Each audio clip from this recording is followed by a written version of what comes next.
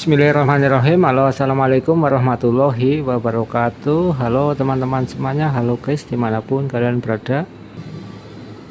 Kali ini saya mau berbagi atau sharing sedikit guys, pengalaman pribadi saja dari saya. Mudah-mudahan saja bisa sedikit membantu buat teman-teman yang pengen membuka usaha toko kelontongan guys, atau toko sembako ya guys, seperti di tempat saya ini. Terutama untuk kesalahan ya dalam mengelola toko sembako, terutama buat pemula ya yang mungkin baru membuka toko sembako ya. Jadi buat pemula yang akan membuka toko sembako ataupun toko kelontong ya, baiknya itu diperhatikan ya kesalahan dalam mengelola di toko sembako guys, supaya tidak bangkrut ataupun menjadi rugi guys. Untuk kesalahan dalam mengelola toko sembako pemula ya, buat pemula itu biasanya kalau awal-awal kita membuka toko sembako itu, baiknya itu awal usaha jangan dulu meminjam uang di bank guys, ataupun di koperasi ya. Karena apa? Karena kita itu belum tahu 3 bulan kedepannya mau gimana ya usaha kita ya, apakah akan berjalan ataupun akan jalan di tempat guys. Karena kalau toko sembako yang biasanya pemula itu kadang-kadang untuk surveinya itu kurang maksimal ya. Misalkan berapa kompetitor di usaha di toko kita, sekitar toko kita berapa jumlahnya, ataupun minimarket yang sudah ada di sekitar kita itu berapa jumlahnya ya. Kadang-kadang di survei itu kurang maksimal ya. Dan apabila kita menggunakan atau meminjam uang di bank itu, takutnya nanti usahanya kurang lancar, tetapi bunganya itu harus terus dicicilin ya. Takutnya nanti pemasukan dan pengeluaran itu enggak seimbang, sehingga kita akan pusing sendiri guys. Jadi lebih baik ya, saya sarankan itu pinjam ke saudara saja. Kalau misalkan baru pengen membuka usaha toko sembako ya, mungkin saudara kita ada yang sukses, kita bisa pinjam ke saudara kita, sehingga di situ kita nggak begitu terbebani guys.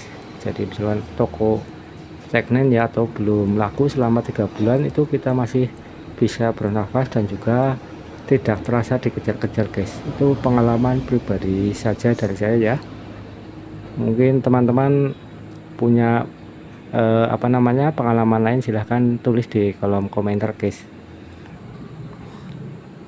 Tetapi apabila teman-teman mempunyai pengalaman yang berbeda ya mungkin nggak masalah pinjam uang di perbankan ataupun di koperasi ya. Tetapi kalau pengalaman saya itu seperti itu ya, jadi lebih enak pinjam ke saudara yang mungkin lebih sukses ya. Jadi kita nggak merasa terbebani di pikiran kita guys.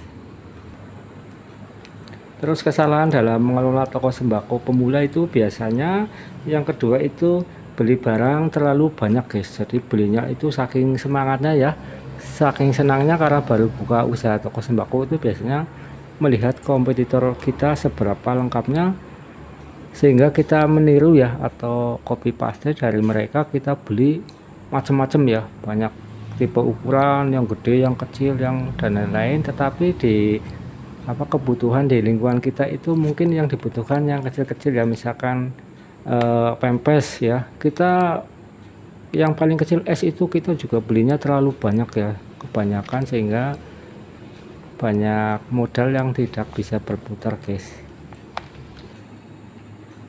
Jadi kesalahan yang kedua itu seperti itu ya, beli barang banyak lengkap seperti toko kompetitor kita, tetapi barang itu yang low moving ya, atau pelantar jual ya. Biasanya seperti itu guys, pengalaman pribadi saya dulu kayak gitu guys. Jadi semuanya itu tak beli ya, dari pempes ukuran yang apa saja itu sales yang ada punya saya beli semua. Tetapi di tengah jalan ternyata seperti itu ya. Jadi barang itu ukuran L, XL, S dan lain-lain itu nggak laku semua guys. Maksudnya tergantung kebutuhan daripada konsumen kita dan calon pembeli kita guys. Karena di masyarakat itu berbeda-beda ya. Jadi kita harus pinter-pinter memilih guys, barang-barang yang cepat kita beli banyak, barang yang pelan kita beli sedikit-sedikit saja ya. Itu tip dari saya, tip pribadi guys, pengalaman pribadi saja. Jadi mungkin teman-teman mempunyai pengalaman yang berbeda, mungkin silahkan ditulis saja di kolom komentar guys, sehingga semakin ramai ya di kolom komentar. Jadi itu pengalaman pribadi saja, mudah-mudahan saja bisa membantu ya teman-teman yang pengen membuka usaha di toko sembako guys. Terus kesalahan yang ketiga dalam mengelola toko sembako untuk pemula itu biasanya ya jarang dicek tanggal kadaluarsa guys, seperti kayak mie instan ya guys, mie kayak gini guys. Ini biasanya kalau pemula itu saking banyaknya ya dibeli semua ya, semua rasa dibeli semua, tapi kadang lupa nggak dicek guys. Misalkan saja yang mau kadaluarsa itu harusnya ditaruh di depan, tapi itu di belakang saja guys. Jadinya banyak barang-barang yang kadaluarsa, kadang ada yang bisa diretur dan juga kadang ada yang tidak bisa diretur guys. Jadi solusinya itu kalau pengen bisa diretur guys, belinya di distributor resmi guys. Jadi kayak Wing, Unilever itu biasanya ada salesnya dan datang tiap minggu guys. Tapi kadang-kadang juga ada barang yang bisa ditukar dan juga ada barang yang tidak bisa ditukar guys. Maka itu harus dipelajari guys. Ini pengalaman pribadi dari saya saja ya. Harus harus dicek ya barang-barang yang kadaluarsa guys, sehingga nanti toko kita menjadi dicap sama pembeli itu tokonya nggak ada barang yang rusak ya, atau barang yang kurang bagus ataupun barang yang kurang berkualitas guys. Karena pembeli kita sangat-sangat cerdas sekali guys. Jadi kita harus harus bisa mengikuti ya. Terus apabila kita belanja di grosiran guys, kita belanja yang yang laku-laku saja guys, atau fast moving ya. Karena karena kita belanja di grosir itu kadang-kadang beli putus guys. Jadi kalau sudah dibeli itu tidak bisa ditukar kembali guys. Misalkan kayak kopi-kopi kayak gini ya, kita beli yang laku-laku saja, karena nanti yang sudah nggak laku itu nggak bisa ditukar guys kalau beli di grosiran seperti itu ya. Di tempat saya, nggak tahu di tempat kalian sama ataukah berbeda guys. Silahkan ditulis saja di kolom komentar guys.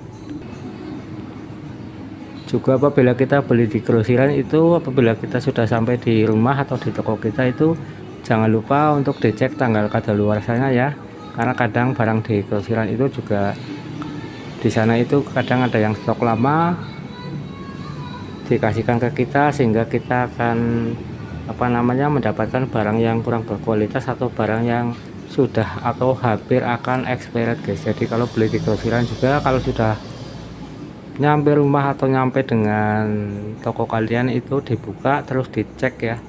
Bila ada barang yang kadaluarsa itu biasanya kalau masih baru beli itu bisa ditukar guys. Tinggal kita bilang saja ke kasirnya ataupun ke pemilik tempat grosirannya guys.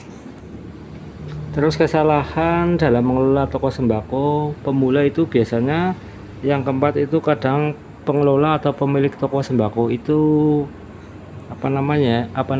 tidak konsisten waktu guys. Misalkan saja waktunya buka itu kadang nggak nentu, kadang jam 7, kadang jam 8, kadang setengah 9, kadang jam 9 kurang itu ya. Seperti tempat saya, pengalaman saya dulu seperti itu guys. Tapi karena banyak komplainan ya dari pembeli, akhirnya saya sadar juga dan akhirnya alhamdulillah sudah tepat waktu guys. Jadi itu pengalaman pribadi saja ya. Jadi kita harus lebih disiplin waktu guys, supaya calon pembeli kita itu nggak bingung guys. Maksudnya pasti kalau jam segini toko itu pasti sudah buka guys, jadi nggak bingung ya. Jadi buka jam tokonya itu nggak tentu atau berubah-ubah, itu sangat merugikan kedepannya guys, merugikan toko kita ya. Jadi nanti dicap pembeli toko kita itu kadang nggak konsisten gitu ya. Terus yang berikutnya itu jangan sering tutup guys, karena nanti kalau sering tutup juga kayak gitu, jadi akan ditinggal pembeli dan toko kita akan menjadi sepi tentunya guys.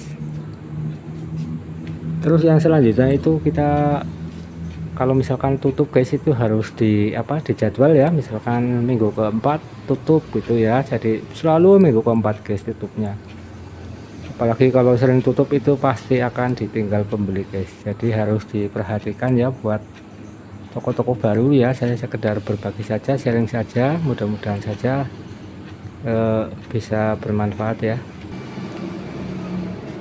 Terus kesalahan yang berikutnya ya, kesalahan dalam mengelola toko sembako pemula. Biasanya itu kalau masih pemula itu membuka warung toko sembako ya, atau toko kelontongan, ataupun itu biasanya pemilik toko itu mentalnya belum kuat guys, sehingga kita itu akan menerima hutang dari pembeli guys.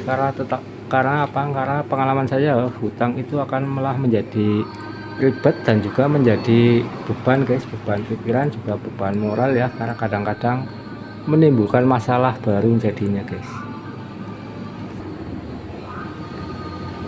Jadi kalau bisa itu buat teman-teman ya yang baru membuka atau mengelola toko sembako itu jangan menerima hutang ya. Pesan dari saya itu, karena pengalaman pribadi saya saja dulu itu waktu menerima hutang malah jadi masalah baru guys. Permasalahannya itu yang hutang nggak disiplin ya. Terus yang kedua itu kalau ditagih malah jadinya berantem ataupun nggak kooperatif ya. Terus ujung-ujungnya kita yang rugi ya. Karena tidak dibayar hutang-hutangnya dan sudah tidak kembali lagi ke toko kita guys. Sampai-sampai saya tulisi kayak gini guys, maaf tidak menerima hutang, terima kasih demi kelancaran toko guys. Karena sudah biar orang yang sering berhutang itu berhenti ya. Dan juga untuk mengingatkannya kepada calon pembeli yang baru bahwa di toko ini itu tidak menerima hutang ya. Tujuannya seperti itu, bukan karena pelit, bukan karena apa-apa, tetapi demi kebersamaan kita bersama dan juga kelancaran toko guys. Jadi itu pengalaman pribadi saya saja guys. Jadi buat teman-teman ya yang pengen membuka usaha toko sembako itu tinggal dijalankan saja ya tip yang ada di video ini. Karena ini pengalaman pribadi ya, sudah saya lakukan dan sudah saya kerjakan. Jadi kalian itu nggak perlu mengulang lagi guys, jangan diulangi lagi apa yang sudah saya lakukan. Beli barang banyak lengkap tetapi barang itu low moving guys, atau barang yang pelan terjual, kita belinya terlalu banyak. Biasanya buat pemula yang baru membuat usaha toko sembako atau baru usaha itu biasanya seperti itu. Jadi barang yang apa saja itu dibeli semuanya biar kelihatan toko kita menjadi lengkap, tetapi yang terjadi seperti itu guys. Jadi barang yang low moving ya, atau kurang terjual itu kebeli terlalu banyak guys. Jadi nantinya modal itu banyak mendong dan tidak bisa berputar ya. Jadi harus dikurangi. Biasanya kalau pemula seperti itu, saya dulu juga seperti itu guys, pengalaman saja sehingga saya bisa berbicara di sini tentunya. Oke, mungkin cukup sekian dulu video dari saya, mudah-mudahan saja bermanfaat buat kalian yang belum subscribe ya. Mohon dibantu subscribe-nya biar channel kami lebih berkembang dan bermanfaat. Buat kalian yang sudah subscribe, saya ucapkan banyak-banyak terima kasih. Mudah-mudahan lancar usahanya, lancar rezekinya, dan tambah berkah barokah sehingga bisa pergi ke tanah Mekah guys. Mohon maaf apabila ada kesalahan dalam membawakan konten ini ya. Jangan lupa yang belum subscribe mohon dibantu subscribe-nya ya biar channel kami lebih berkembang dan bermanfaat tentunya. Saya akhiri, assalamualaikum warahmatullahi wabarakatuh.